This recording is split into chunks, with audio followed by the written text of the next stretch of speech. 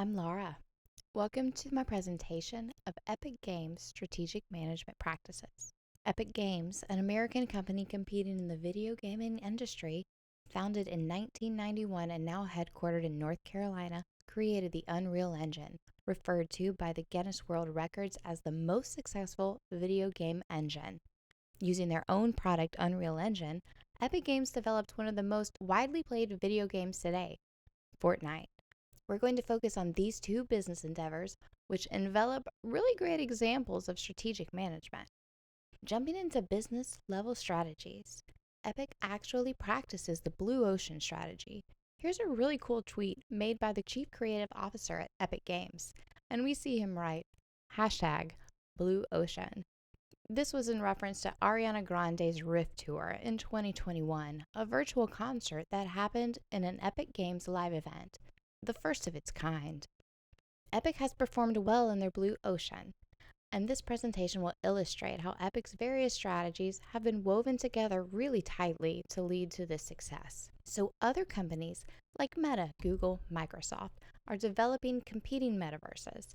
What sets Epic apart from these companies is the availability of their multi-dimensional ecosystem software across devices. While Google or Apple's metaverses are available exclusively perhaps on their own respective companies' devices, Epic bridges all devices to a singular experience. It is multi-platform.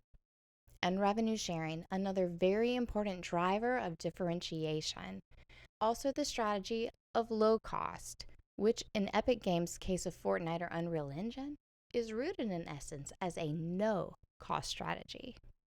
Epic invites users to create their own art, games, movies, TV shows with simply a free download. Using Unreal, we can formulate and develop an experience integrating various components such as digital skeletons and animations, visual effects, and 3D models.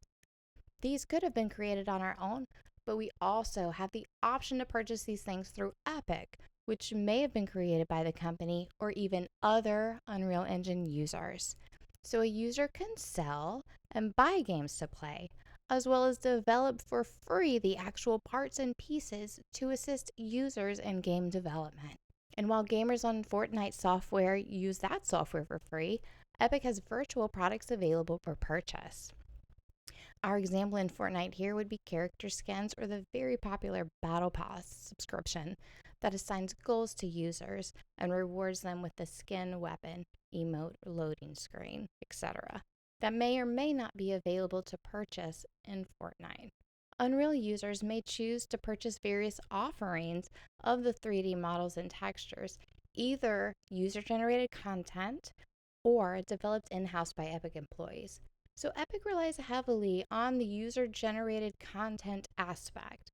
And the differentiation here is very important for their low or no cost strategy, making a strong argument for Blue Ocean. In vertical integration of Epic's early released product, Unreal Engine, we see the development of their own games via Unreal software, including Gears of War and Infinity games. We've also had their developers focus on items for user game development, and we've had Epic branch out onto the movie-making industry. Multi-platform availability we touched on in our differentiation discussion is one horizontal integration strategy.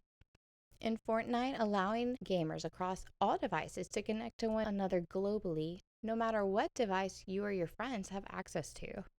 So by spreading out the availability, Epic Games has performed a horizontal integration. A few more details about alliances make them fall into the polygamous category here. We have Tencent, a 40% stakeholder company in China, which helped the entrance of Epic Games into a massive gaming industry and market for China. They have been able to pursue bold endeavors and invest in cutting-edge technologies due to the doors opened by this financial support and other partnerships helping lead Epic to make a splash in the waters of the global gaming industry. In the movie-making industry, with Disney, referred to as a groundbreaking alliance, bought a $1.5 billion stake in Epic Games, and Roger Iger, the Walt Disney Corporation CEO, said that this marks Disney's biggest entry ever into the world of games. Zenger highlighted the firm theory of Disney in the Harvard Business Review, and we can see that this alliance is an extension of Disney's theory web, if you will. Unreal Engine opened a door for partnership between Epic and Disney when first involved in creating scenes for Finding Dory.